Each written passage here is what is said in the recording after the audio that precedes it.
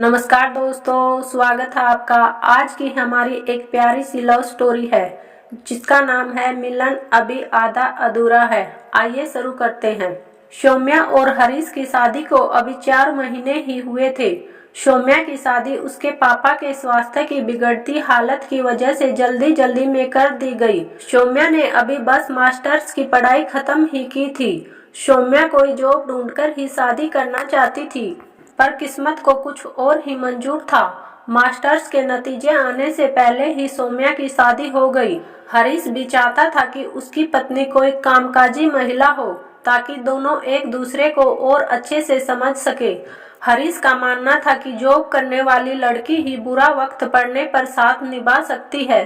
सौम्या और हरीश की शादी हुई। हरीश की फैमिली ने दोनों को ट्रिप पर भेज दिया ताकि एक दूसरे को वक्त देकर समझ सके। हरीश पूछते हैं, तुम्हारे अनुसार कामकाजी महिला होना बेहतर है या घरेलू महिला? सौम्या जवाब देती है, महिला तो महिला होती है, घरेलू हो या कामकाजी कोई खास फर्क नहीं। हरीश, अच्छा, अगर कोई फर्क नहीं तो लोग जो इतनी मेहनत करते हैं वो बेकार ही वक्त बर्बाद करते हैं क्या? सौम्या, मेहनत की हुई बेकार नहीं होती, चाहे किताबों के साथ की जाए या किचन में। वैसे भी जो कामकाजी महिला हैं वो भी अपने घर का काम करती हैं तो दुगनी मेहनत हुई। जो घरेलू महिला हैं उसमें से ज्यादातर अपने घर के काम खुद करती हैं बिना किसी कामवाली की मदद से, और जो बाजार, बच्चे, परिवार सब खुद संभालती हैं वहाँ भी मेहनत हुई। हरीश, अच्छा, मतलब भविष्य में तुम्हारा नौकरी करने का कोई प्लान नहीं है? सौम्या, नहीं, आप गलत अंदाजा लगा रहे हैं। मैंने पढ़ाई अपनी पहचान बनाने के लिए की है, उसके लिए अपनी नौकरी तो जरूरी है। हरीश, पहचान? तुम एक सीनियर इंजीनियर की पत्नी हो, तुम्हें पहचान की क्या जरूरत? वैसे तो नौकरी की भी जरूरत नहीं है। मेरे सब दोस्तों की पत्नियां कामकाजी हैं, उनके बीच जाकर तुम खुद को छोटा महसूस ना करो, इसलिए चाहता हूँ कि तुम भी जरूर नौकरी के लिए कोशिश करो। सौम्या, मैं किसी को दिखाने के लिए मेहनत नहीं कर सकती, पर मैं अपनी पहचान के लिए जरूर मेहनत करूंगी। हरीश, मुझे लगता है हमने शादी में जल्दी कर दी। अभी हमें बहुत वक्त लगेगा एक दूसरे को समझने में। मैं चाहता हूँ तब तक तुम भी अपनी पढ़ाई में ध्यान लगाओ। अपनी गृहस्थ जीवन की शुरुआत एक दूसरे को जानने के बाद ही होगी। सौम्या, ठीक है। इसके अलावा सौम्या के पास कोई चारा भी नहीं था। वो जब मेहनत करना चाहती थी तो जल्दी जल्दी में शादी हो गई। अब जब हर लड़की की तरह उसने भी कुछ सपने संजोए थे, फिर से उसके सामने दो राह आ गया। दोनों घर वापिस आए। हरीश की माताजी बहुत खुश थी। हरीश और सौम्या ने माँ के पैर छुए और आशीर्वाद लिया। माताजी, खुश रहो मेरे बच्चों। अब जल्दी से मुझे अपने आंगन में एक नन्हा सा मेहमान दे दो, बस मेरी जिंदगी की सारी खुशियाँ मिल जाएंगी। हरीश और सौम्या ने एक दूसरे को देखा। हरीश ने लंबी सांस भरी और अंदर चला गया। माताजी, बेटा मेरे पास बैठो, सच सच बताना, इसने तेरा ध्यान रखा कि नहीं? सौम्या, हाँ मम्मी जी, बहुत अच्छे से ध्यान रखा। माताजी, बेटा मैं भी इस उम्र से ही गुजरी हूँ, नई दुल्हन के चेहरे वाला नूर दिखाई नहीं दे रहा मुझे। तुझे कसम है मेरी, सच बता। सौम्या, नहीं माँ जी, ऐसी कोई बात नहीं है। आपको पता है पापा की तबीयत के चलते जल्दी जल्दी में शादी हो गई। मैं भी चाहती हूँ कि नौकरी करूँ और हरीश भी यही चाहते हैं। माताजी, अच्छा, तो ये इसकी बनाई दीवारें हैं। वो बेशक मेरा बेटा है, पर मैं समझ सकती हूँ तेरे दिल का हाल। तू रुक, उसको मैं समझाऊंगी। सिर्फ नौकरी से कोई सच्चा साथी नहीं बनता, एक दूसरे की फिक्र, प्यार अपनेपन से बनता है। सौम्या, माँ जी, आपको मेरी कसम है, आप उनको कुछ मत कहना। माताजी, मैं उसको कुछ कहूंगी नहीं, उसको एहसास कराऊंगी। तुम जाओ, अब आराम करो। अगले दिन डिनर टेबल पर हरीश ने माँ से कहा, माँ, सौम्या को कुछ दिन इसके घर भेज दो, इसका रिजल्ट भी आ गया है, इसकी नौकरी का फार्म भर दिया है, इसको नौकरी के लिए तैयारी करने में आसानी होगी। माताजी, हाँ तो कर लेगी तैयारी, ये भी तो इसी का घर है, जरूरी किताबें और सामान ले आएगी। यहाँ कौन सा कोई बच्चा है जो पढ़ नहीं पाएगी। ज्यादा वक्त चाहिए होगा तो एक कामवाली रख लेंगे।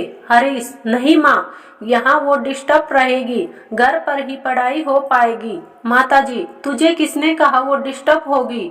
वहाँ उसे मेरी याद आई और उसका मन ना लगा तो। क्यों बहू, ठीक कह रही हूँ ना।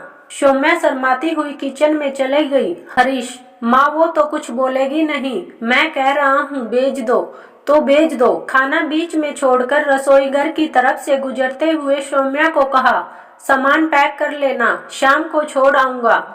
माताजी ने सोचा कि अब खींचातानी से तो बात बनेगी नहीं। सौम्या को कहा, बेटा तुम कुछ दिन हो आओ माँ की तरफ, तुम्हारा भी दिल खुश हो जाएगा और मेरा वादा है ये दौड़ता हुआ तुझे लेने आएगा।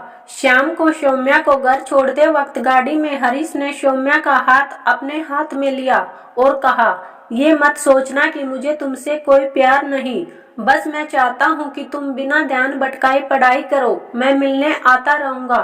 सौम्या की आंखों में आंसू आ गए, जिन्हें देखकर हरीश भी हैरान था। वो समझ ही नहीं पाया सौम्या के दिल का हाल। सौम्या को घर छोड़कर माँ पापा से आशीर्वाद लेकर हरीश घर आ गया।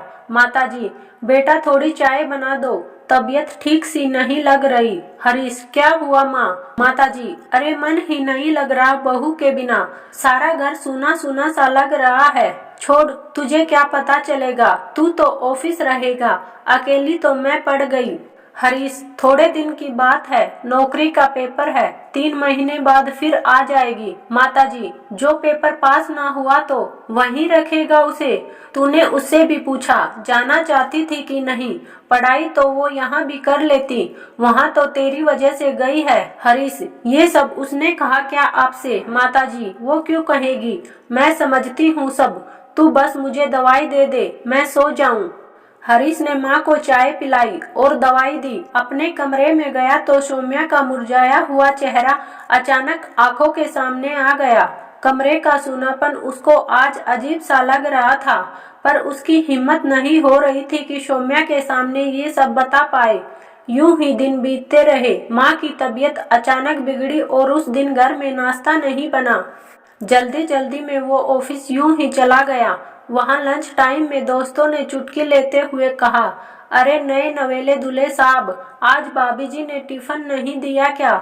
हरीश पहले ही परेशान था, उसने बस मुस्कुराकर बात को टाल दिया।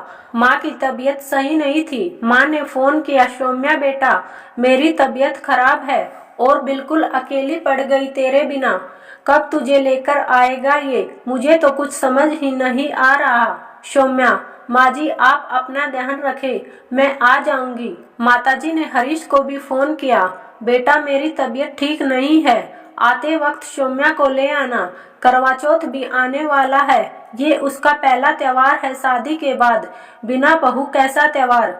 हरीश मन ही मन खुश हो रहा था, चाहता तो वो भी था कि अपनी गलती का एहसास कैसे करूं। अब त्योहार और माँ की तबीयत का बहाना मिल गया। तुरंत सौम्या को फोन किया, सौम्या अपनी किताब और सब जरूरी सामान पैक कर लो, मैं आ रहा हूँ आज। सौम्या का मन तो कब से यही सुनने को तरस रहा था। सौम्या ने खुद को संभालते हुए कहा, पर मेरी पढ़ाई। हरीश, पढ़ाई साथ बैठकर करेंगे। ये शब्द सुनकर सौम्या की पलकें और मन भीग गया। हाफ डे में ही हरीश सौम्या को लेने पहुंच गया। दोनों ने जी भरकर एक दूसरे को निहारा। हरीश, मेरे घर के त्योहार तुम्हारे बिना सूने हैं, मैं अपने आप में संपूर्ण होता तो शादी की जरूरत ही क्यों होती। अब मैं और तुम साझेदार हैं, हर दुख सुख के, हर उत्सव, हर नुकसान फायदे के। हरीश ने सौम्या को कहा। सौम्या, अब चलो भी, इरादा ना बदल देना। हरीश ने प्यार से मीठी सी चपत सौम्या के गालों पर लगाई और गाड़ी शुरू की।